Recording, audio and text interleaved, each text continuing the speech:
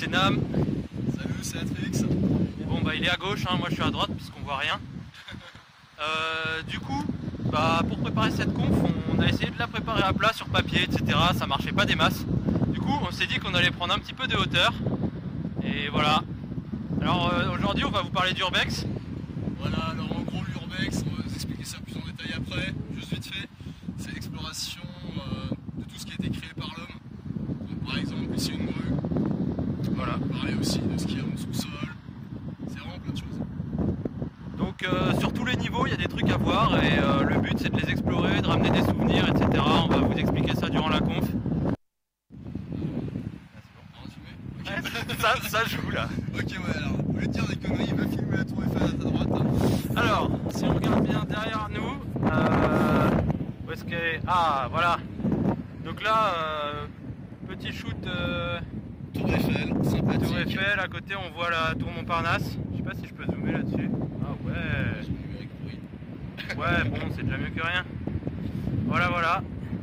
Bon, Ah, on se dit à tout de suite. à toutes, on va peut-être démarrer cette conf. Allez. Bisous.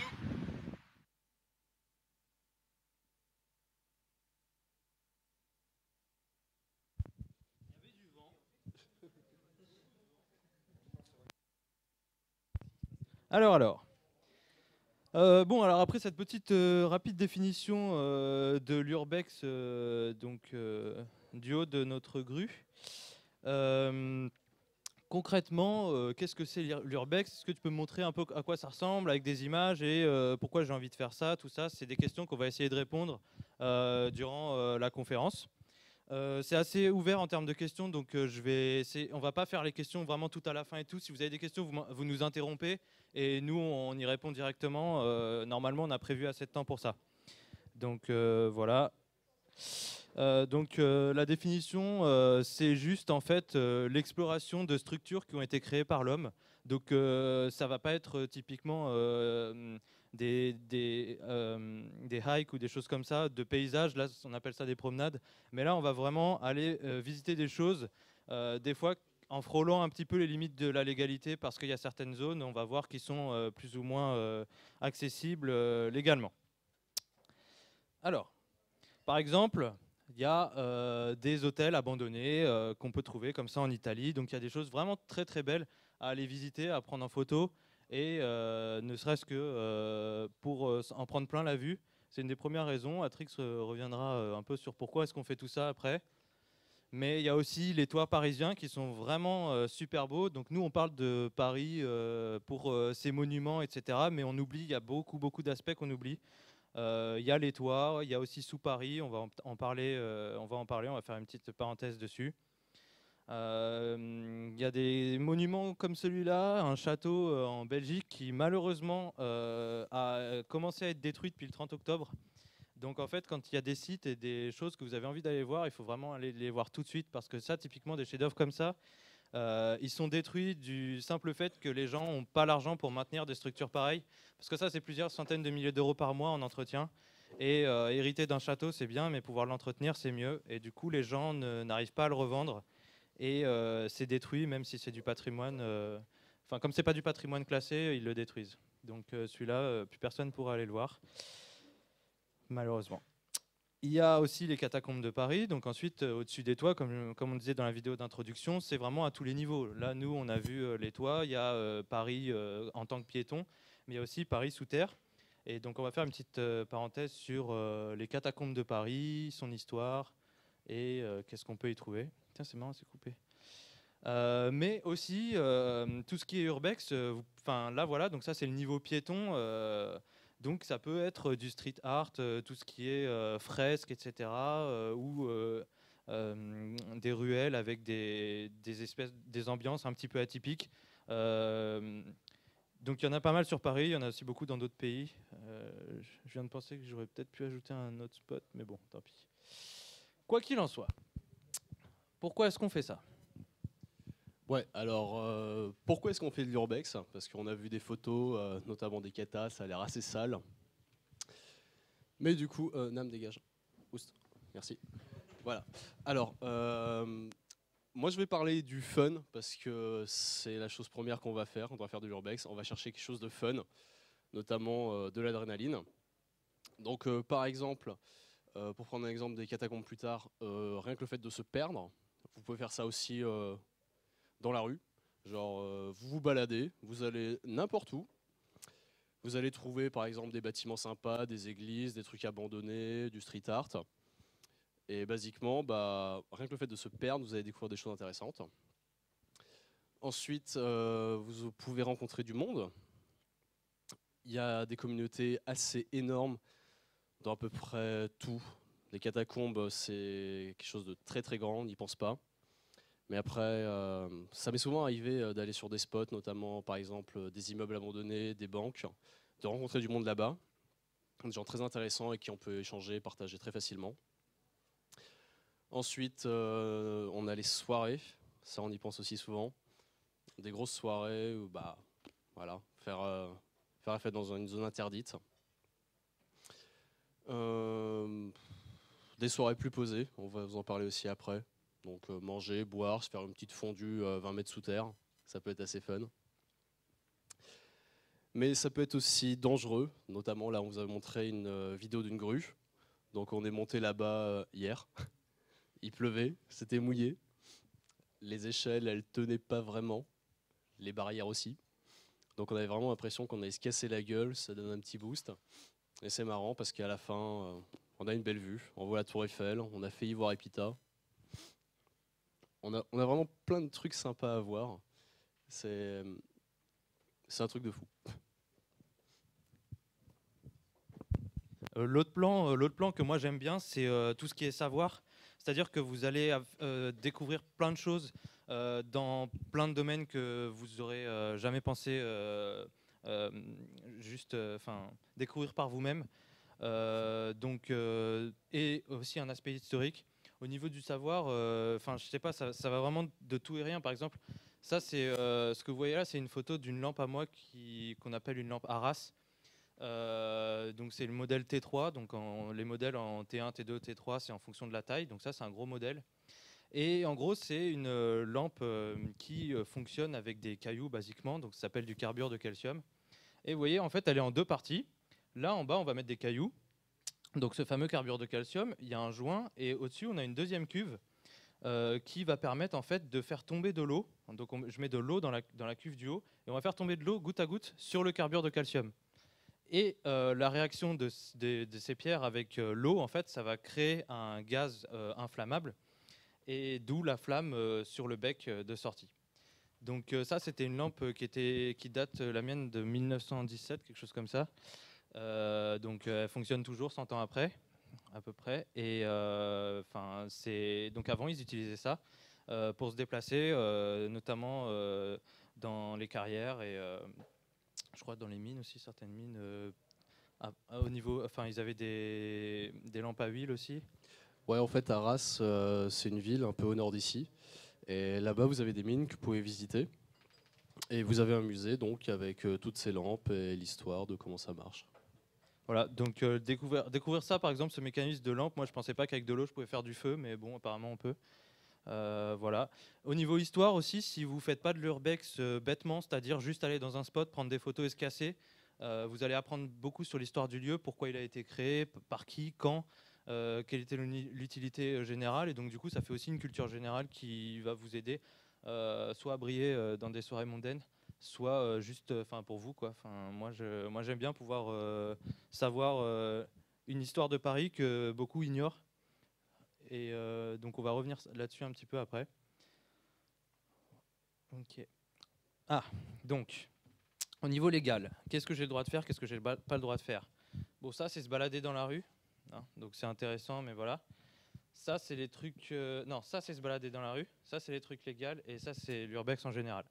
Donc, globalement, une fois que vous sortez de la rue et des chemins publics, vous rentrez dans une partie qui est un peu plus sombre en termes de légalité et un petit peu moins avec des régulations un peu floues. Donc là, on va typiquement rentrer dans tout ce qui est violation de propriété privée, à qui ça appartient, est-ce que c'est public-privé, au niveau est-ce que c'est un domaine qui est protégé au niveau patrimoine, etc. Donc c'est des questions qu'il va falloir soit répondre avant de visiter, ou en tout cas en être conscient parce qu'il y a des PV qui vont pouvoir tomber assez rapidement avec des sommes assez colossales suivant les cas. Par exemple, là j'ai pris un petit exemple voilà, pour rigoler. Donc destruction, dégradation, etc. Donc on prend 2 ans et 30 000 € d'amende, sauf si c'était léger, donc à définir c'est quoi léger. Tracer des inscriptions, c'est typiquement les crétins qui écrivent leur nom un peu partout, c'est 3 750 € d'amende, et des tiges, mais version real life quoi. Et voilà. Et en plus de ça, il y a quelques bonus. Donc ça, c'est les bonus. C'est si jamais vous faisiez les trucs précédents, mais qu'en plus, c'était dans le local d'un habitant, ou voilà, entrepôt de fonds, marchandises, etc., ou qu'il y a eu effraction. Donc effraction, c'est il y a eu destruction pour passer. Bah là, ça escalade, et donc là, on part sur du 75 000 €. Donc il faut commencer à avoir les sous pour prendre des photos, quoi. Donc il faut faire attention un petit peu. Mais c'est ça qui fait l'adrénaline et le fun dont parlait Atrix juste avant. Donc on va faire une petite aparté sur les catacombes, parce que c'est quelque chose que vous pouvez aller visiter. Consciencieusement bien sûr, et c'est un lieu qui est chargé d'histoire, donc on va faire une petite aparté sur l'histoire, et ensuite qu'est-ce qu'on peut y faire. Et ouais, attends, alors il y a besoin d'un micro apparemment. Merci. Du coup, ouais, quand tu parles d'effraction, c'est forcément avec un dommage, forcément de la destruction ou pas? Alors, il y a la violation de propriété privée, c'est juste par exemple, je sais pas, j'ai escaladé une clôture, voilà, je suis dans un endroit que j'aurais pas dû être. Et il y a l'effraction, genre je suis rentré dans un endroit, il y avait une grille, il y a un cadenas, et j'ai dû péter le cadenas, ou j'ai fait, voilà. Enfin, je sais pas si tu vois la nuance. Ok, mais du coup, ce que je veux dire, c'est que si par exemple le cadenas a été crocheté et qu'il n'y a pas de dégâts sur le cadenas, Je peux pas te donner de conseils là-dessus. Tu fais qu'est-ce comme que tu veux. c'est comme de l'effraction? Ok. Après, il faut réussir à prouver qu'il y a eu effraction, et vu comment les assurances arrivent à le faire en ce moment, quand il y a des vols avec crochetage, bon, voilà. Merci. Ouais, bien sûr. Ouais, ok, désolé. On va faire comme ça. Alors, donc les catacombes de Paris, pourquoi ça a été créé, d'où ça vient, etc. Donc à la fin, au XVIIIe siècle, en gros, pour construire Paris, on a besoin de pierre. Donc on va devoir, à partir des carrières, créer des carrières et extraire de la pierre. Extraire de la pierre, c'est bien, mais quand on commence à extraire trop de pierre, on fait vraiment des gros trous sous le sol. Et ce qui se passe, c'est qu'ils ont commencé à voir des effondrements en plein milieu de Paris. Donc ce qui se passe, c'est qu'à la fin du XVIIIe siècle, suite à l'extraction de calcaire en fait, des carrières de Paris, ils ont créé l'IGC, donc l'Institution Générale des Carrières, qui avait pour but de chercher en fait les vides et de consolider et les voies publiques ainsi que les bâtiments du roi. Okay, les autres, c'est pas important. Donc au début, les carrières, c'était juste des carrières d'extraction. Et ils vont commencer à avoir une architecture plus tard, avec des galeries, etc., quand il y a eu l'IGC qui a commencé à tourner là-dessous, justement pour tout ce qui est consolidation. Donc voilà, ce qu'on va trouver souvent sous terre, c'est des plaques comme celle-ci.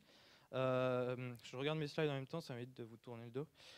Donc on trouve des plaques comme celle-ci qui vont renseigner sur la rue en fait, ou l'endroit ou le lieu qui fait directement référence à ce qu'il y a au-dessus du sol en fait.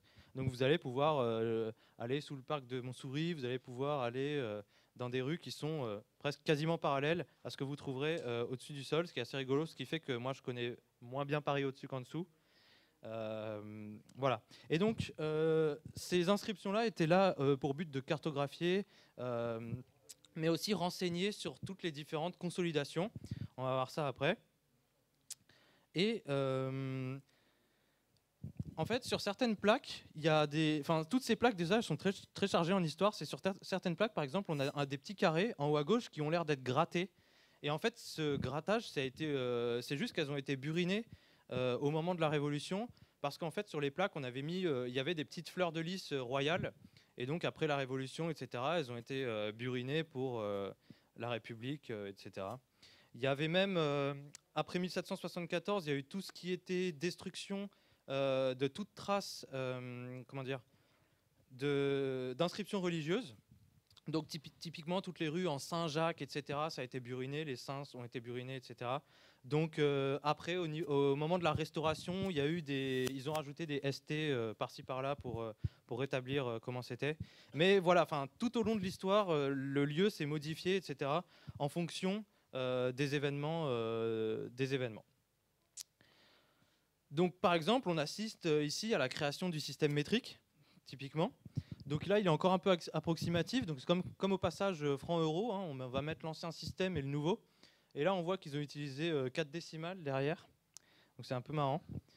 Donc voilà, il y a plein de choses comme ça. Donc voilà, ça c'est pour la partie carrière. Maintenant, ce qui se passe, c'est que en fait, vers d'Enfer Rochereau, il y avait un accès qui était assez pratique avec un bel escalier, etc. Et que à l'époque, dans Paris, on enterrait les gens en les mettant sous terre, etc. Mais pas comme on le fait actuellement.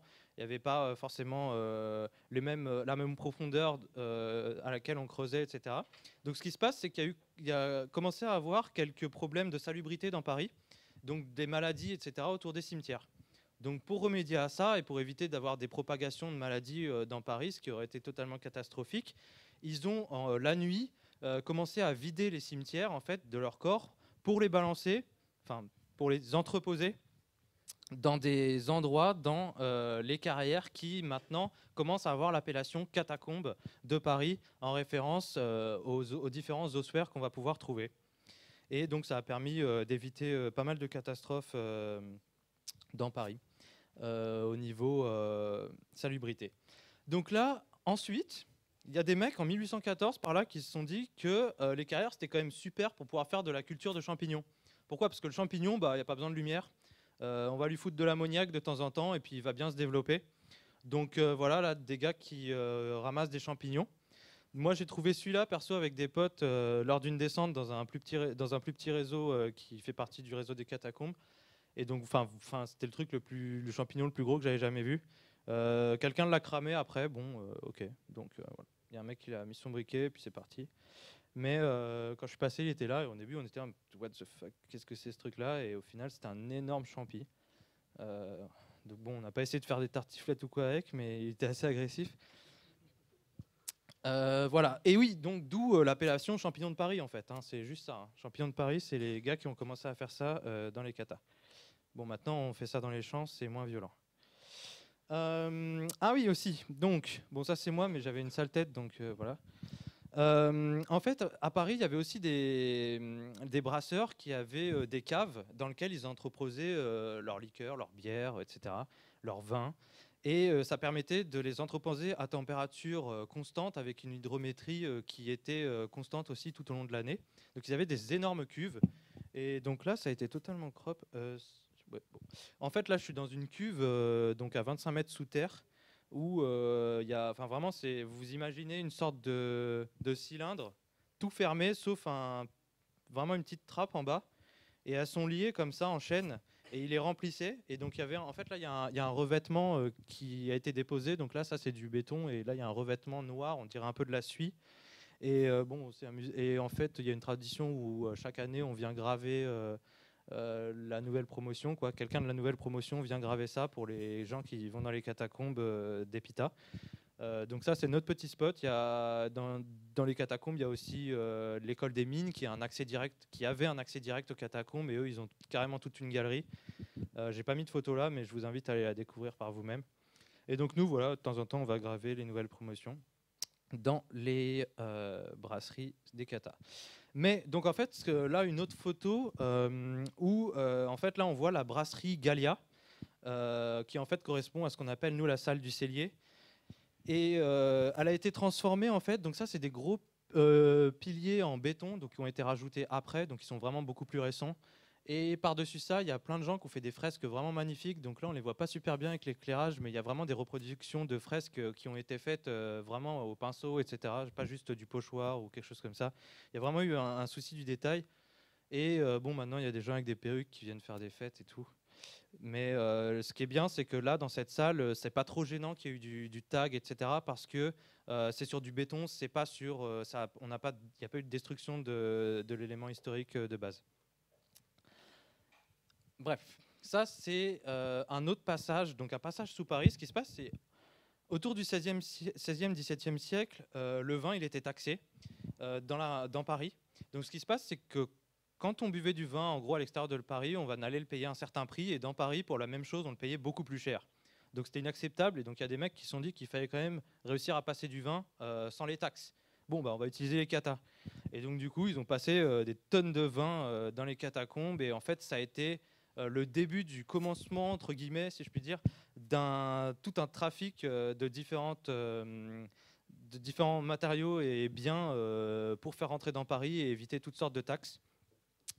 Voilà. Et donc ça, cet endroit, il s'appelle le mur des fraudes. Et bon, là, on peut voir le travail des abrutis sur les arches. Voilà. Ok. Les Carrières, ça a été aussi un lieu de refuge autour des années 1870, parce qu'il y a la chasse aux communards, en fait. Et les Carrières, elles ont eu une part importante là-dedans, parce que les gens, ils allaient en fait se réfugier dans les catacombes du fait de l'enceinte du Tour de Paris, qui empêchait les gens de fuir. Donc la solution, c'était de se cacher en fait en attendant que la solution se calme un petit peu. Et donc on a retrouvé pas mal d'inscriptions, notamment gravées au fusain, de gens qui racontaient que genre ça faisait 2 jours qu'ils étaient là, qu'ils n'avaient pas encore mangé, bu, etc. D'autres qui n'avaient pas de lumière. Donc c'est assez... Bon, par contre, je viens de penser à un truc, c'est les mecs qui n'ont pas de lumière, je sais pas comment ils ont écrit sur les murs, mais bon. Dans tous les cas, il y a des inscriptions, donc certaines doivent être plus véraces que d'autres. Mais voilà, les carrières ont aussi servi en fait à certaines organisations secrètes politiques, comme la Cagoule, pour faire des réunions secrètes, et ils ont essayé de prévoir un coup d'État. Bon, ça a raté, mais l'intention était louable. Pourquoi vous grillez ? Bon. Dans les catacombes de Paris, on va trouver aussi ce qu'on appelle le bunker allemand, donc utilisé lors de la Seconde Guerre mondiale comme abri, lors des bombardements. Donc là, il y a un gars qui a peint bunker. On ne le voit pas très bien à cause de la focale du gars, il manque le E. Mais si on s'approche un petit peu plus à pied, on voit vraiment en perspective les inscriptions, c'est assez joli. Mais sinon... Voilà, on trouve plusieurs fresques. Il y a comme vous voyez, il y a des espaces. Vraiment, dans les catacombes, il y a des endroits où on va ramper, mais il y a beaucoup d'endroits où il y a des grosses salles où on peut vraiment se poser à beaucoup, parler. Enfin, Atrix vous expliquera tout ça plus tard. Voilà. Qu'est-ce que je fais ? Donc ça, c'est des petites photos du réseau que j'aime bien, que j'ai prises avec des amis. Donc on avait plusieurs fois les mêmes lampes que vous avez déjà vues précédemment. Ça fait une belle lumière comparée à ce que vous pouvez trouver avec des lampes à LED blanches qui détruisent tout. Là, c'était assez chaud. Et ce que j'aime bien dans cette partie du réseau, c'est qu'il est plutôt immaculé. Donc il n'y a vraiment pas beaucoup de tags et c'est assez authentique. Du coup, ça fait du bien de se balader dans un endroit où on a l'impression qu'on est les premiers. Alors qu'en fait, c'est juste que c'est une partie du réseau qui est plus respectée que les autres. Donc c'est assez reposant de se balader là-dedans. Ça, c'est un bar qui a été aménagé. Donc là, il y a vraiment toutes les bouteilles rangées, etc. Le gros bar en pierre qui a été construit, vraiment, il fait cette taille à peu près. Donc c'est vraiment beaucoup de boulot. Donc là, il y a toutes les petites armoires, etc. Il y a des enceintes, je ne sais pas si elles marchent. Je sais pas. Je les ai jamais vues en fonctionnement, en tout cas. Tu as des câbles électriques qui descendent d'une plaque juste à côté. Et des fois, il y a des mecs qui se tapent la déterre d'aller le brancher. Et donc, du coup, tu as un panneau d'enseigne Cronenbourg que tu peux allumer. Un truc de pub. Ah oui, et du coup, là, à l'époque, en fait, tu avais un groupe qui avait un vidéoprojecteur. Et ils projetaient des films. C'était leur salle de ciné. Et puis ensuite, les flics, ils ont découvert ça. Et le jour après la découverte, les mecs ont tout remballé. Et ils ont laissé en gros un message disant essaye pas de nous chercher, il n'y a plus rien. Bref, c'est une salle que j'aime bien, on peut se poser et tout. Bon, c'est à toi. Ouais, alors moi je vais vous parler du pourquoi on va dans les katas en fait. Parce qu'on a vu des jolies photos et tout, donc ça donne déjà assez envie. Mais je vais vous expliquer un peu plus en détail ça. Alors, pourquoi on va dans les katas? Parce que c'est fun. Donc là, on a Nam qui est sur un petit vélo. Il faut savoir que dans les katas, on trouve énormément de conneries. Souvent, niveau vélo, on va pas trouver ça. Des vélos de ce genre, j'ai dû en trouver deux depuis que je descends. Trouve des Vélib. Ouais, des Vélib, il y en a plein. Ça m'est déjà arrivé une fois de me balader totalement au pif. Je regardais pas mon plan, je l'avais dans mon sac, je me baladais vraiment au pif. Et j'ai trouvé un Vélib dans une galerie. Je me suis dit, ah bah tiens, trop bien, je vais me balader avec. Puis bah, je roulais dans la galerie, j'avais mis ma lampe qui tenait à moitié dans la grille du Vélib. Donc j'éclairais très mal, je voyais pas où j'allais. Et puis à un moment, il y avait de l'eau. Donc je me suis dit, ouais, c'est bon, c'est pas haut, je vais continuer à rouler dedans.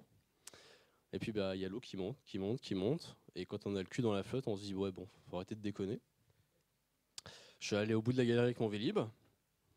Au bout de la galerie, il y avait un parking souterrain, avec une porte blindée. Donc j'ai dû faire demi-tour avec mon Vélib, et il n'y avait pas la place. Donc j'ai fait demi-tour à reculons avec mon Vélib dans la flotte. C'était génial. Donc voilà, ça c'est peut-être plus intéressant. Celui-là est plus maniable. Hein. Ouais, clairement. Donc voilà, ça c'est les explorations tranquilles, sympas, qu'on fait soit en solo, soit avec des potes. On va trouver soit des conneries de ce genre, ou alors des salles, des fresques, des trucs qu'on pensait pas que c'est là. Par exemple, ça arrive souvent de prendre son plan, de se dire ouais là ça a l'air d'être une galerie pourrie, il n'y aura jamais rien. Et au final on trouve un truc sympa. Ouais. Attends, il faut le micro. Ouais, c'est juste pour le stream en fait le micro. Sinon on t'entend pas. C'est juste que tu parlais de te balader aléatoirement sans savoir où tu allais, sans ta carte, mais c'est pas super dangereux ça par hasard dans les catacombes? Alors en fait, les katas, comme dit, c'était des galeries sous les voies publiques et ils mettaient des plaques. Comme tu as vu avant, il y avait une plaque de rue. Donc en fait, basiquement, si tu sais lire un plan de surface et que tu as un plan des katas en dessous, tu sais te repérer. Donc tu te balades au pif et même sans ton plan, tu vas à droite, à gauche, un peu n'importe où. Et tu vas retomber sur une galerie que tu connais. C'est un peu comme ça que tu découvres. Il y a encore une question? Ouais, je vais rebondir sur l'histoire de plan en fait. Parce que tu dis qu'on peut se retrouver, ouais, il y a pas mal de puits, mais finalement, moi ce que j'ai vu, c'est qu'il y a pas mal de portes scellées aussi. Et donc finalement. T'entends quoi par porte scellée? Tu sais, les bouches d'égout là qui sont les plaques qui sont bloquées, qui sont ouais, les fermées. plaques. Ouais. Et du coup, mis à part le bouche à oreille pour savoir par où je peux rentrer, par où je peux sortir, je trouve ça assez chaud. Ouais, en fait, ce que tu fais quand tu descends, c'est ton guide, il va te présenter une plaque, peut-être 2, 3 en fonction des descentes. Et toi, ce que tu vas faire, c'est finalement descendant, tu vas parler à des gens, tu vas obtenir des informations. Bon, le truc, il faut pas être un gros lourd, hein, il faut pas demander aux gens, ouais, t'es descendu par où? À tous les coups, ils vont te donner l'entrée la plus connue. Et après, ce que tu peux faire, c'est vraiment prendre ton plan, regarder toutes les entrées, les faire une par une. Et c'est comme ça, avec des potes, on s'était testé une vingtaine de puits en un soir. Bon, forcément, la plupart sont fermés, donc tu tapes 20 mètres d'échelon pour rien. Tu redescends. Ensuite, tu as ton pote, il a un puits qui fait 10 mètres. T'es un peu deg parce que toi, tu as monté 20 mètres. Mais ouais, c'est vraiment de la recherche. T'entends des rumeurs, tu vas vérifier, tu vas te taper toutes les chatières chiantes. Mais ensuite, quand tu auras trouvé, tu seras content. Et, ouais. Et sinon, en ce qui concerne les cartes, j'ai réussi, enfin, un ami à moi a réussi à en trouver la plus récente en 2011. Est-ce que tu aurais des sources pour justement des trucs du genre, une carte un peu plus récente, un truc un petit peu à noter? Alors oui, il y a des cartes plus récentes. Ou tu veux peut-être pas les partager ici, je sais pas trop. Le truc, c'est pas que j'ai pas envie de les partager, c'est qu'en fait, on s'en fout. Le truc, c'est tu as une carte. Le mieux, c'est d'avoir une carte la plus précise possible. Tu t'en fous que ta galerie soit injectée ou qu'il y ait un mur ou que l'accès n'existe plus. C'est vraiment, il te faut un truc très précis.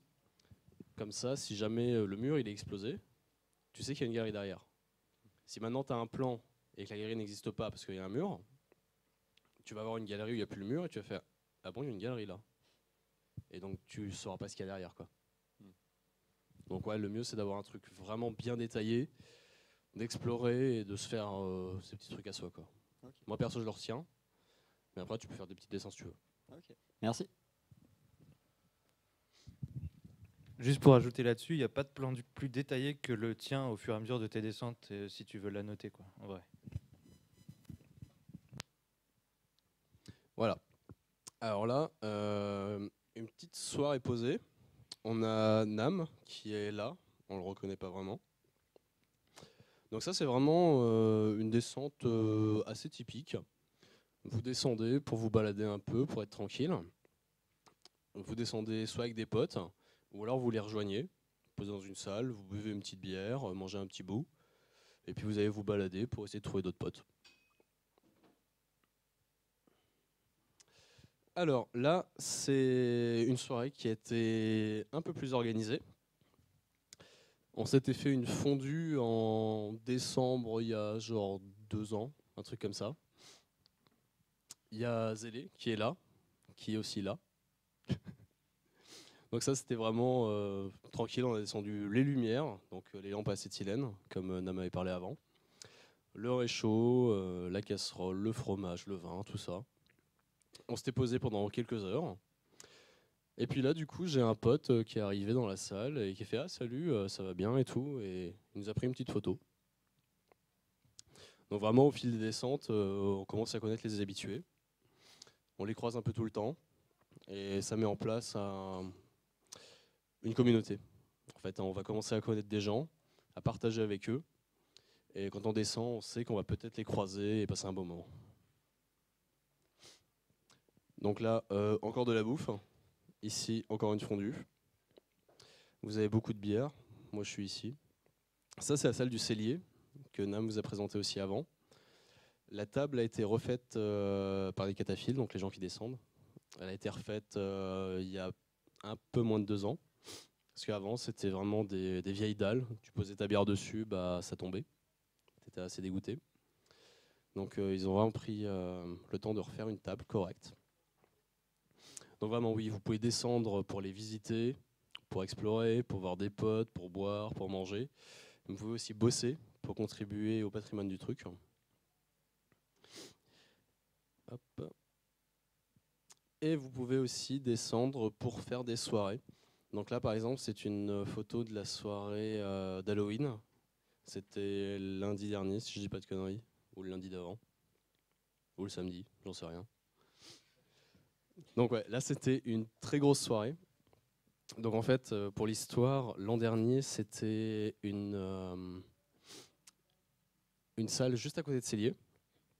Il y avait de l'électricité, il y avait des caissons, beaucoup de boum boum du coup. Et là, cette année, ils ont décidé de faire ça sur 2 salles, donc quelque chose de beaucoup plus grand. Et ils se sont fait emmerder par les flics. Parce que du coup, c'est interdit de descendre. Les flics, ils veulent pas qu'on descende beaucoup. Donc ils ont décidé d'enlever tous les câbles électriques. Donc de mémoire, j'ai sûrement des conneries, de 16h à minuit.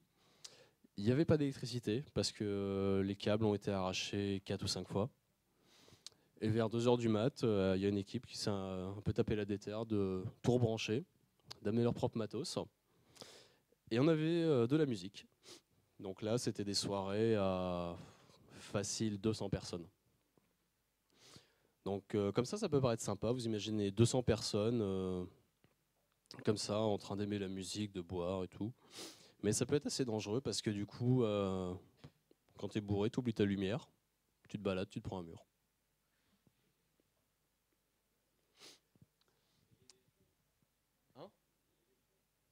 Alors oui, il y a des trous. J'en parlais tout de suite. C'est par exemple... on est quel jour là, on est mercredi. Ouais, c'était dimanche dernier. J'entrais du bar, normal. Et puis là, je m'arrête devant une plaque. Il y avait 4 camions de pompiers, 2 bagnoles de flics. Et je me dis, putain, qu'est-ce qui se passe? Il y a une plaque cata juste à côté. Donc je vais voir un peu les gens, qu'est-ce qu'ils racontent et tout. Et en fait, il y avait un mec qui était tombé dans un puits. Donc c'est tout con, hein. C'est une grande salle. Le puits il fait 2 mètres de fond. Mais le mec il est tombé, il a commencé à convulser, il s'est luxé l'épaule. Les mecs ils ont dû appeler les pompiers. Et vraiment c'est un truc tout con, c'est un puits à margelle. Le puits il est à cette hauteur. Pour tomber dedans il faut monter dessus. Donc oui il y a des trous, mais c'est pas forcément les trous les plus évidents dans lesquels tu vas tomber. Du coup il y a un mec qui est tombé, il y a le Parisien qui en a parlé, il y a plusieurs chaînes d'infos. Donc ça fait un peu de la mauvaise pub. Mais du coup, comme il y a beaucoup de soirées, qui dit soirée dit déchets. Il y a toujours des gens qui descendent, qui balancent leur merde, genre tiens j'ai fini ma bière, je suis bourré, je la fous par terre. De toute façon il y a des gens qui vont ramasser. Ça c'est un peu débile. Et du coup là il y a des gens comme eux, comme moi aussi. On va ramasser les poubelles. Donc c'est tous les ans, on va collecter toutes les poubelles. On va les amasser sous les puits et on va les sortir. Alors, faut savoir que les catas, même les nettoyer, c'est illégal, parce que on va dedans. Donc une fois, on s'est déjà fait emmerder par la BAC. Ils sont arrivés en pleine nuit, ils ont fait qu'est-ce que vous faites, monsieur? On nettoie les catas. Ouais, mais c'est interdit. Du coup, la seule chose que vous pouvez leur répondre, c'est j'en ai rien à foutre. C'est comme ça, il faut nettoyer. Voilà, donc ça c'était pour en gros les catacombes. J'ai oublié de vous parler des communautés. Tiens, je vais revenir en arrière, ça va être bien. Encore un coup. Ouais, donc comme dit, plusieurs communautés. Comme je vous ai dit, il y a la communauté des gens qui viennent juste pour faire des soirées. C'est vraiment pas rare dans les soirées de voir des gens qui descendent pour la première fois. Genre, vous voyez des mecs qui arrivent avec leurs blousons en cuir, des meufs en talons. Ah non. Donc c'est vraiment très très bof. Et ensuite, il y a des gens qui respectent le truc, qui viennent juste pour explorer, pour kiffer le lieu en fait. Alors très très vite, je vais vous parler des carrières en Ile-de-France, parce qu'en souterrain, il n'y a pas que les catacombes. Alors ça, c'est à Brimborion, c'est une carrière à Meudon. Ici, on voit un truc, j'ai oublié ce que c'était. Enfin, vous avez de la plomberie un peu partout. Vous pouvez trouver des voitures, des sculptures, des champignonnières dans beaucoup de carrières. Pas dans celle-là, mais dans celle-là, vous avez souvent des soirées et beaucoup de sculptures. Ça, c'est les géants à Arcueil. Donc en gros, vous allez à Épitavie-Juif, vous marchez 10 minutes, vous soulevez une plaque, et bam, vous êtes dans un réseau. Ce réseau, il est grand. Celui d'à côté est aussi grand, voire plus grand que les catacombes de Paris. Sauf que ici, c'est totalement pourri, c'est très bas. Ça fait 1,60 m de haut. Donc vous vous baissez tout le temps.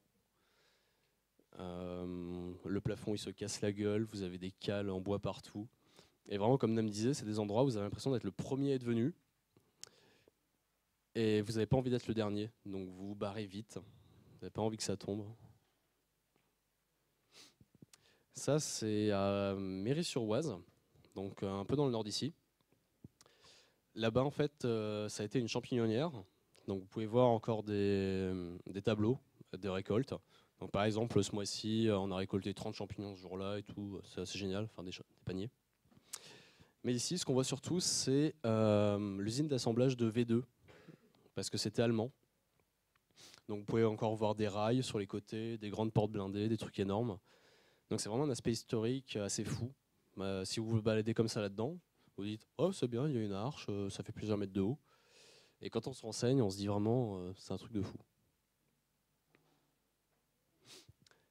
Ça, c'est le Puiselet. C'est une carrière de sable qui a environ 70 bornes d'ici, à Nemours. Là-bas, en fait, comme dit, c'est une carrière de sable. Donc vous touchez le plafond, il y a du sable qui tombe. Donc vous évitez de trop le faire en fait. Pareil pour les murs. Donc il y a souvent des sculptures éphémères, parce qu'après il y a un connard qui va toucher la sculpture et il n'y aura plus de sculpture. On fait souvent des barbecues là-bas. On avait fait ça dans la clairière juste à côté et un jour on avait vu un groupe de pompiers qui se baladaient dans la carrière pour s'entraîner. Et ils étaient paumés, du coup on les a aidés à ressortir. Ça c'est une autre carrière. C'était juste avant la piscine. Je me suis dit, qu'est-ce que je peux faire pour me mettre en bonne condition? Et je me suis dit, bah tiens, je vais aller plonger sous terre. Du coup, oui, on peut aussi faire de la plongée sous terre. Et c'est assez bizarre parce que vous avez peu de lumière. Quand vous respirez, vous touchez le plafond et vous vous demandez où il est, l'air. Donc vraiment, dans la carrière, on peut faire beaucoup de trucs très intéressants. Ça, c'est un peu dangereux. Le faites pas sans bouteille. Tiens, c'est encore moi ça. Alors là, je vais vous parler des toits. On va plus être en sous-sol, mais un peu au-dessus. Donc là, moi, je suis à droite avec une bière normale. Et on était monté sur un toit pour avoir une vue sur la tour Eiffel, qui est du coup... Et c'est vraiment super intéressant parce que rien que le fait de monter à peine 3 étages, vous avez une vue sur énormément de choses. Ici, c'était à Passy, donc on pouvait voir tous les RER, les métros, la tour qui scintille, les bateaux. Et ici, bah, c'est à peu près pareil. Ça, c'était le 14 juillet. On a eu une super bonne idée avec des potes. On s'est dit, bah tiens, on va aller sur un toit.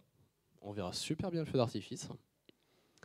Et puis il y a des mecs, ils ont eu une super idée aussi. Ils ont dit, bah tiens, on va faire un barbecue. Sauf qu'un barbecue sur les toits de Paris, à cet endroit, c'est pas ouf. Donc en fait, on avait cette vue-là, on était très contents. Mais vers, je sais pas, 1 heure avant que le feu d'artifice commence, les pompiers sont arrivés. Ils ont dit, il y a un feu là? Bah non, il y a un barbecue. Et du coup, ils ont bloqué toute la rue, ils sont montés avec la grande échelle, ils nous ont virés. Et en plus, on n'a même pas pu descendre par la grande échelle. On était un peu dégoûtés, on avait une super vue. Et on a dû se poser sur les quais et on a fait notre barbecue dans la rue. Voilà. Donc on va redescendre encore en sous-sol. Je vous parlais du subway.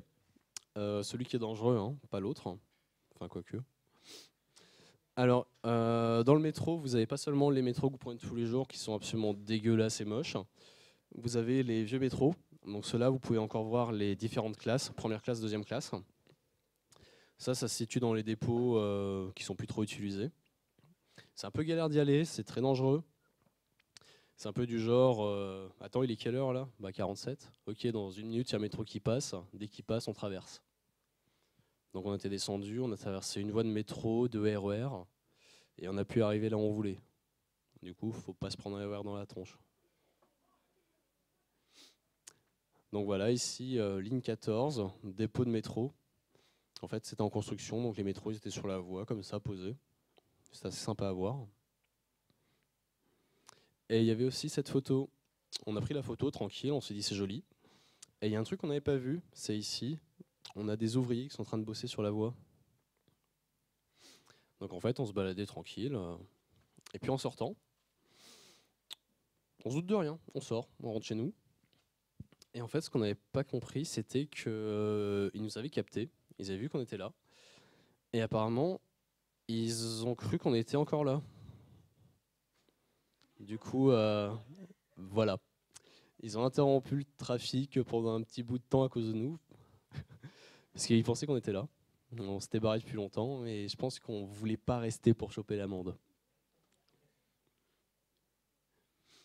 Donc là, c'est l'Aqueduc. C'est à Nam.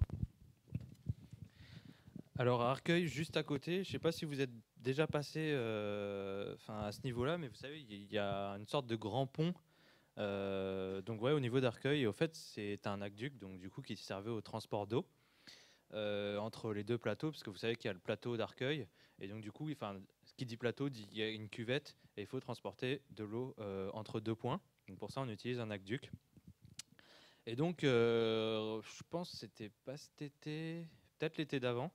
En gros, il était en travaux et donc j'ai profité de l'occasion parce que c'est un monument qui en fait est fermé. Il y a une grille métallique. En fait, ce qui se passe, c'est que sur l'aqueduc, il y a une porte et on peut se dire bon bah je vais passer à côté de la porte, mais les mecs sont malins, donc en fait ils ont mis des espèces de grands barreaux qui vraiment sortent à côté de la porte en haut et qui font vraiment tout le tour. C'est-à-dire qu'en fait là où sont les barreaux, c'est le vide, donc vous pouvez vraiment pas contourner la porte. Et c'est difficile de passer quand elle n'était pas en travaux. Mais là, elle était en travaux, donc qui dit travaux dit autorisation de la mairie, etc. Ils avaient ouvert les portes. Donc si on savait par où rentrer, après quelques sauts et petites escalades, on arrivait sur l'aqueduc d'Arcueil et on avait une belle vue. Là, j'ai attendu un petit coucher de soleil. Bon, c'est dommage, c'est super saturé. On ne voit pas grand-chose, mais en gros, j'avais vraiment une belle vue de tout Arcueil. Donc sur la droite, il y a le cimetière d'Arcueil, puis là, enfin, vraiment beaucoup plus haut que les immeubles, etc. Il y avait une belle vue. Voilà ce que je voyais. Donc j'ai tranquillement passé le pont, puis j'ai regardé qu'est-ce que je pouvais voir de là. J'ai pris quelques clichés, etc.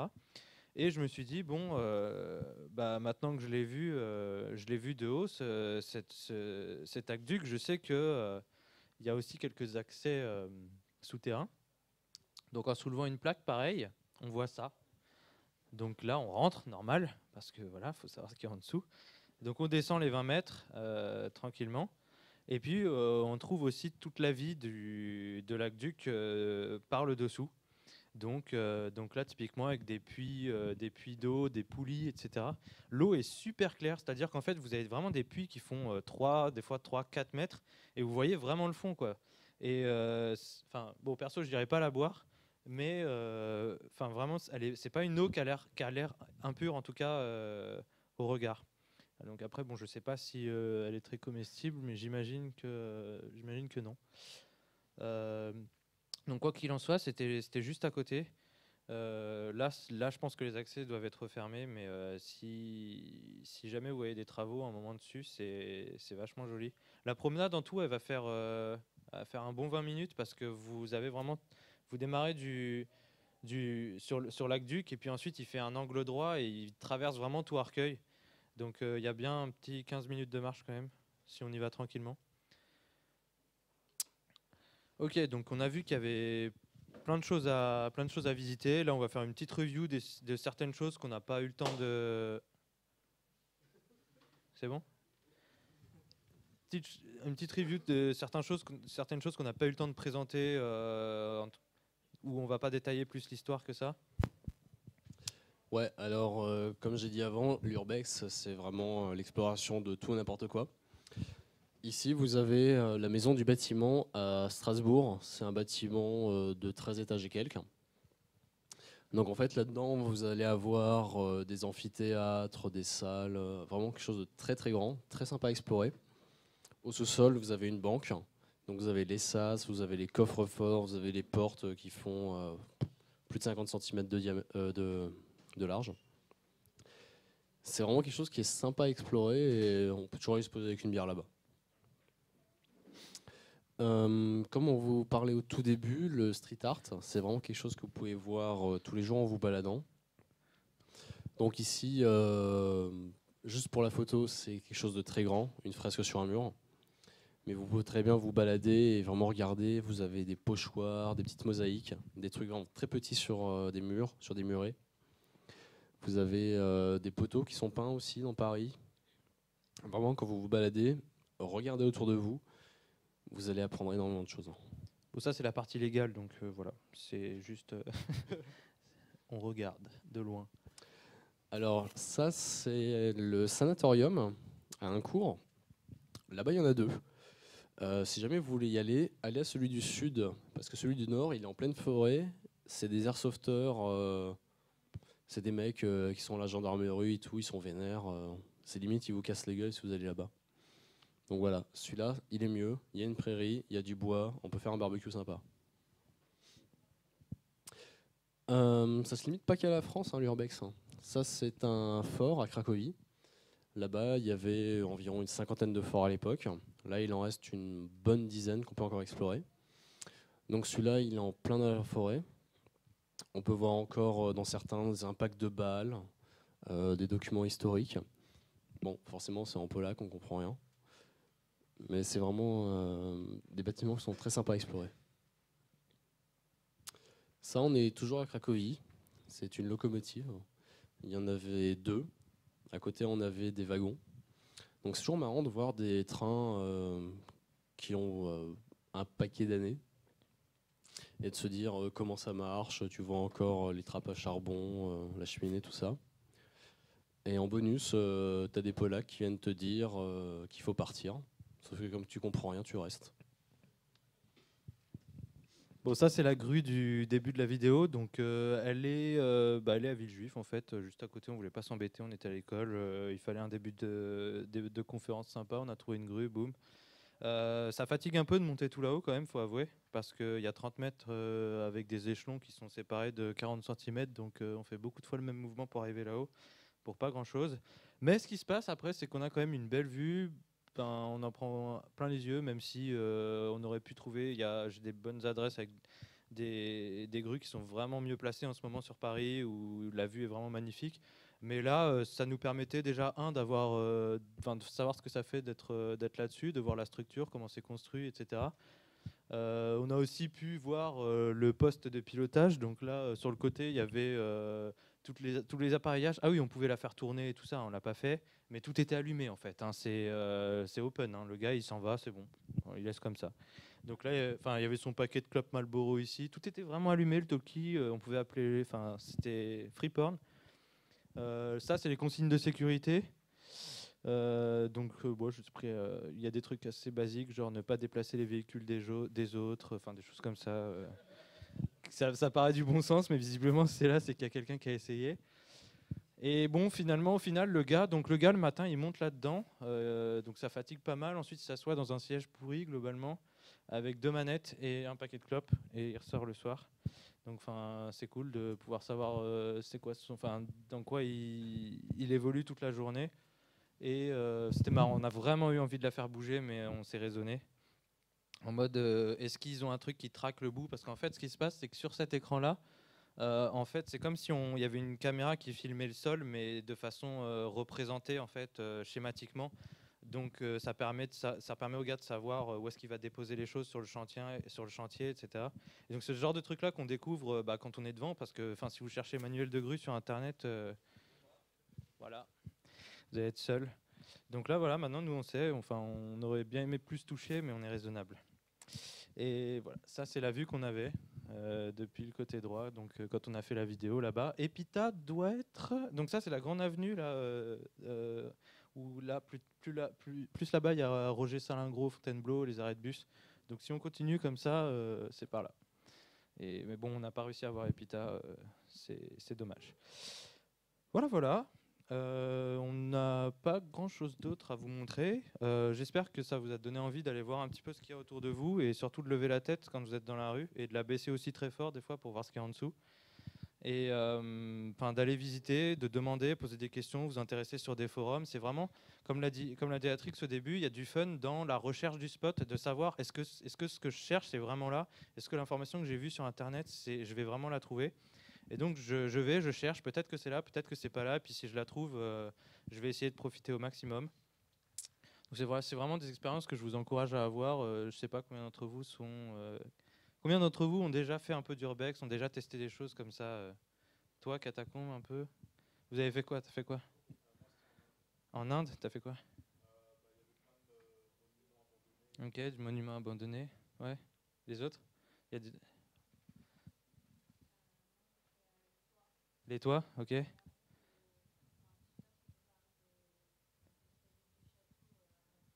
Ok, donc du monument aussi et des toits. Ouais, Lionel? Ah oui, très bien. Donc là, Lionel pour la prochaine conf sur le Plougbex. En attendant, voilà. Bon, écoutez, ça c'est des références qu'on a pris, donc on voudrait remercier quand même. Il y a certaines personnes de nos amis qui nous ont fourni des crédits photographiques d'utilisation. Il y a pas mal de groupes, si vous voulez juste observer des images, etc., et voir un peu ce que vous pourriez découvrir sans... ça spoil en vrai. Hein. Des groupes sur Facebook, des sites web et nos photos perso que vous pouvez réutiliser sans problème.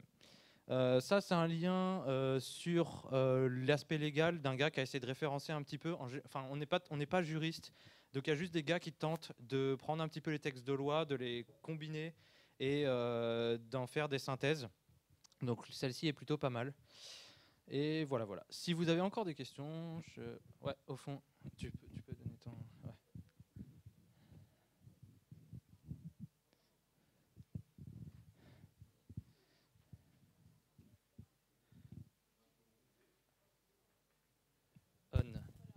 C'est bon? Ouais. Ok.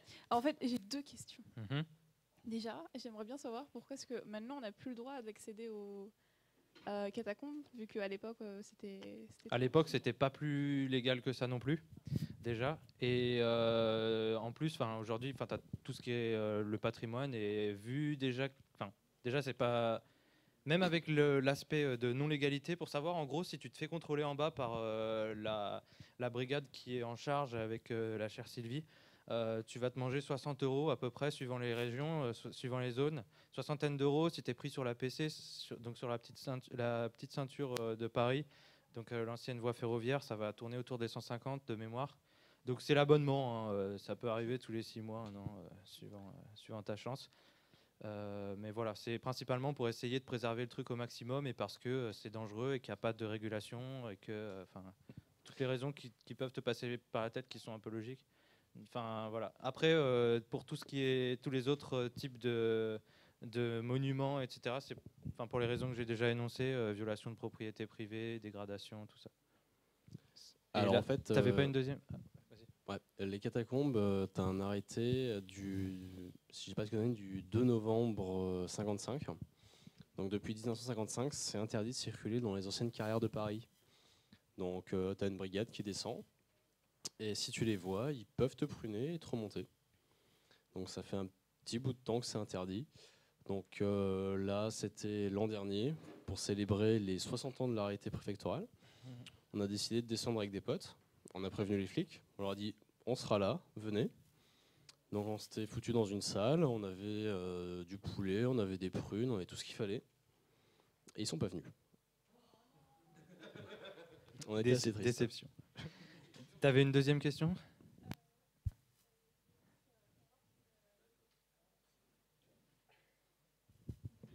Je voulais juste savoir qu'est-ce qu'on va faire quand toutes les portes seront scellées du coup.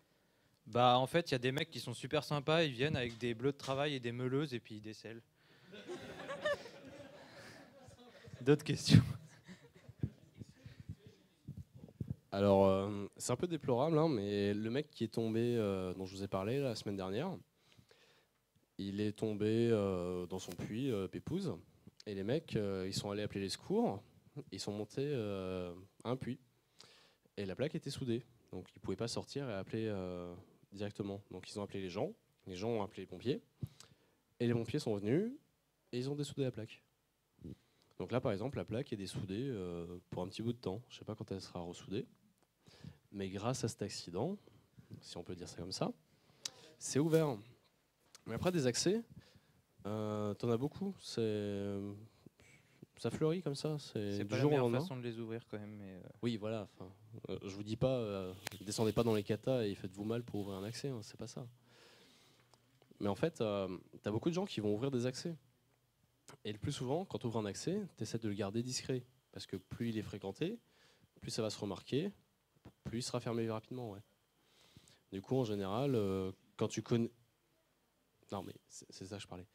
Du coup, quand tu as un accès, quand tu le connais, en général, si c'est un truc un peu caché, tu peux te dire qu'il va être fermé assez vite. Ça m'est déjà arrivé d'avoir des accès, une semaine après, il était fermé. Alors que je venais de le découvrir. d'autres questions? Tu l'as levé ? Ouais. C'est juste par acquis de conscience par rapport à la grue. Ouais. Vous n'avez pas fait d'intrusion. C'était en fait parce que quand vous êtes arrivé en haut, tout était allumé, ouvert, etc. En bas, c'est quoi? Fallait contourner un truc, crocheter un cadenas ou. J'ai oublié. T'as oublié. Non mais pas d'intrusion traçable, on va dire. Ouais. C'est ça? Ouais, mais avec la hauteur et tout. Ouais, t'as eu un malaise, t'as oublié quoi. J'ai eu un malaise. Voilà. Donc c'est pas traçable, mais normalement, on est d'accord. Tu peux pas monter sur une grue comme ça, quoi. Bah, je peux remontrer quelque chose. Enfin voilà quoi. Tout est là en fait. Hein, Non, mais on est d'accord. Voilà. Ok. Là-bas, il y avait une petite question. Ouais, non. En fait, donc en gros, quand tu fais un truc, tu vas essayer de rien casser et de laisser aucune trace. Donc par exemple, nous, on est monté, on n'a rien cassé pour monter, on n'a pas pété de porte, on n'a pas pété de serrure, on est juste monté comme ça. Et ensuite, tu laisses aucune trace, c'est-à-dire tu vas pas piquer le paquet de clopes vide du mec, tu vas pas lui piquer son poster, tu vas pas faire bouger la grue. Enfin, tu fais des trucs comme ça. Ah, la manette, j'avais envie, mais bref. J'ai dû le dissuader, hein. Il était là, est-ce que je touche ou pas? Il y avait une question juste là-bas. Du coup, c'est quoi ton endroit préféré? Les katas sans doute parce que Ouais, mais- c'est vraiment quelque chose où je peux faire le plus. Enfin, c'est pluridisciplinaire en gros. Je peux, comme l'a énoncé Atrix, je peux faire des soirées, je peux me poser avec des potes, etc. Et je peux faire quelque chose que je peux faire nulle part ailleurs, c'est-à-dire avoir du silence. Quand je me pose dans les katas et que j'éteins ma musique et que je suis avec personne et que j'éteins la lumière, il y a deux choses qui arrivent. Un noir complet que tu n'as jamais. Tu peux essayer de fermer toutes les portes que tu veux, tous les volets. Tu auras toujours une lumière quelque part, une petite diode quelque part. Tu n'auras jamais un noir complet. Là-bas, tu as vraiment un noir. Tu as l'impression qu'il te rentre dans les yeux. Tu mets ta main comme ça, tu la vois pas. Donc c'est vraiment impressionnant. Et pareil pour le son. Du fait à cause de la pierre, en fait, le son il est vraiment super absorbé. Et donc à part ta pulsation, ton sang que tu vas entendre, en fait, si tu fais pas de bruit, tu n'entends rien d'autre. Tu entends juste du sang qui tape comme ça. Et c'est assez oppressant et en même temps c'est super reposant. C'est-à-dire que si tu veux te poser, il y a zéro bruit, zéro rien. Donc moi j'aime bien ça. De temps en temps je me pose, je m'arrête, j'éteins tout, j'attends et c'est super relaxant. Et puis après pour toutes les autres raisons, je peux faire des soirées, visiter, je peux me paumer. Je range mon plan, je prends gauche droite, je fais pas attention, boum, je suis perdu, voilà. Et il y a une fois j'étais avec on appelle ça des touristes, c'est des gens en gros juste des gens qui te découvrent pour la première fois.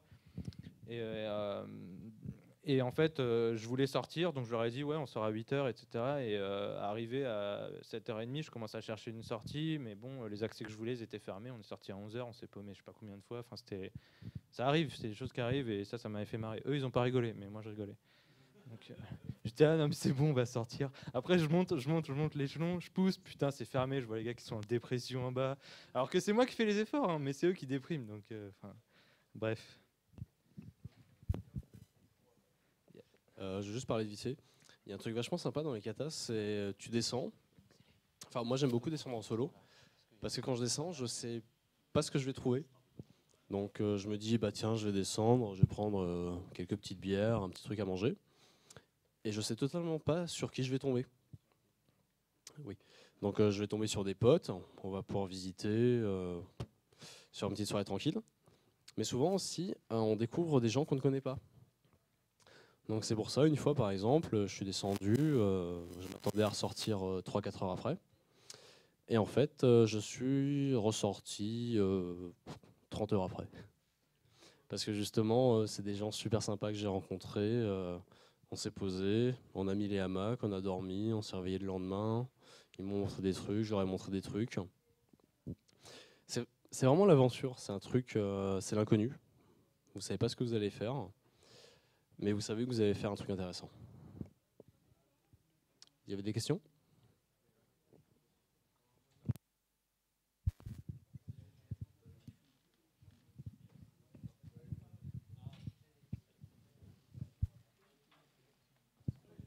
Un, deux.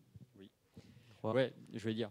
Et du coup, vous avez visité tous les sites que vous avez présentés, surtout sur la fin de la vidéo, en fait, je pense.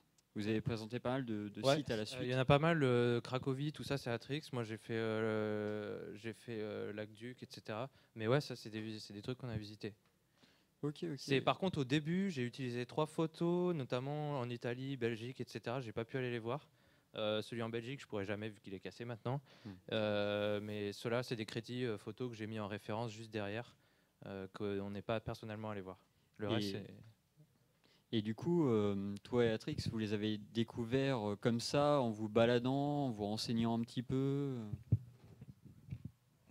Alors, ça dépend beaucoup, parce qu'il y a certains spots, c'est des potes à toi qui vont te les présenter. Et il y en a d'autres, tu vas aller sur Google, tu vas chercher, tu vas trouver un truc abandonné, ou pas. Ça arrive souvent de se dire, tiens, ce machin-là, il est abandonné, ça a l'air bien. Tu rentres dedans, et il y a des gens qui sont en train de manger. Donc non, clairement, c'était pas là. Qui êtes-vous et que faites-vous chez moi? Voilà, c'est ça. Alors, il faut savoir qu'en France, l'urbex, c'est un truc un peu tabou, parce qu'il y a énormément de dégradation. Si là maintenant je te donne le spot d'un château qui est clean, bah, il va tourner, et dans un mois, le machin est dégueulasse, il est explosé. Alors que tu as des pays comme la Pologne, tu as des sites qui recensent tous les spots d'urbex. Tu vas avoir la difficulté d'accès. Donc, est-ce qu'il y a un gardien ou quoi? Est-ce qu'il y a des barrières à monter? Est-ce que le spot il est intéressant ou pas? C'est vraiment très répertorié. Et ça dépend beaucoup de la culture du pays. Ok. Et sinon, à la fin, c'est pas une question ça, mais je sais pas si vous connaissez la préfecture de Togichi au Japon. Il y a pas mal d'hôtels qui se sont trouvés abandonnés, qui sont assez gigantesques. C'est pas l'île là? Comment? Il y avait une île comme ça près du jeu. Non, mais du coup là, il y a vraiment une. Ils sont tous. En fait, ce qui est intéressant, c'est que les hôtels, en gros, ils ont été désertés, comme si, je sais pas, il y avait une catastrophe nucléaire ou un autre truc, et ils ont laissé les chambres, les cuisines, les frigos en état. Et du coup, il y a des gens qui, comme ici Japon, sur Internet, qui font des vidéos, qui visitent l'hôtel, et c'est vachement intéressant.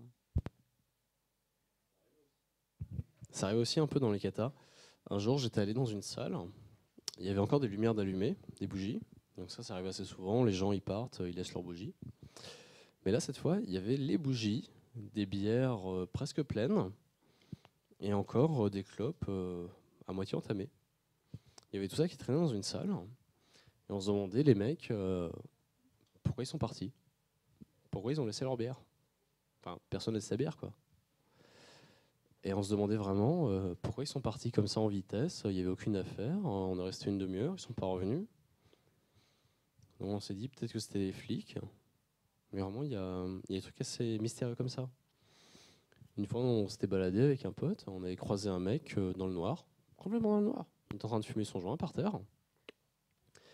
On marchait vraiment, trajet direct pour une salle, le plus rapide. On arrive dans la salle. Le mec est là, en train de fumer son joint. Il y a des trucs assez mystiques comme ça, on n'arrive pas à l'expliquer. C'est l'aventure.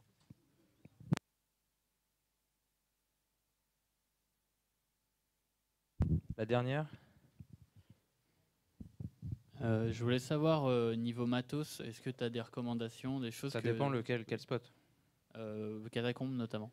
Kata, ça dépend. Il y a plusieurs écoles de pensée. Soit tu vas en mode je m'en fous et tu arrives avec tes baskets ou tes chaussures. Le mieux, c'est d'avoir des chaussures qui montent un peu, juste pour les chevilles, etc. Notamment parce que quand tu vas marcher dans de l'eau, l'eau, des fois, elle est trouble.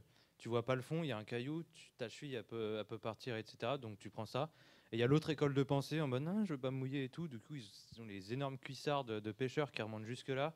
Donc ça a permis d'aller à des niveaux d'eau jusqu'à la moitié, quoi.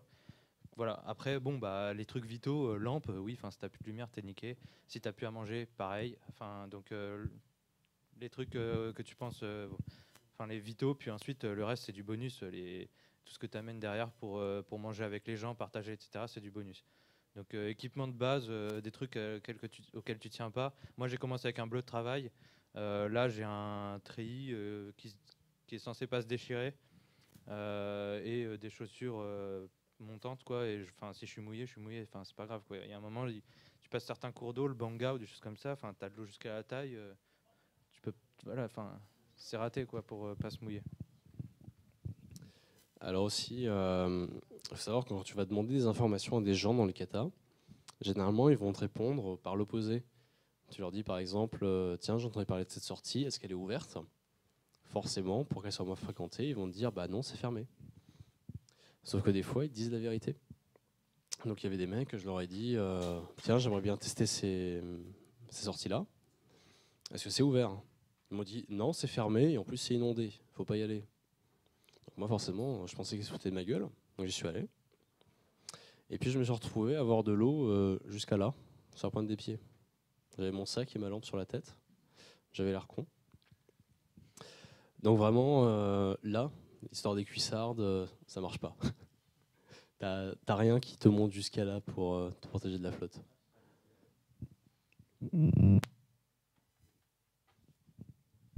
Bon, bah merci bien d'avoir été là jusqu'à 16h bien tardive. On va s'arrêter là et puis n'hésitez pas à vous renseigner et à faire tout ça vous-même. Voilà, merci.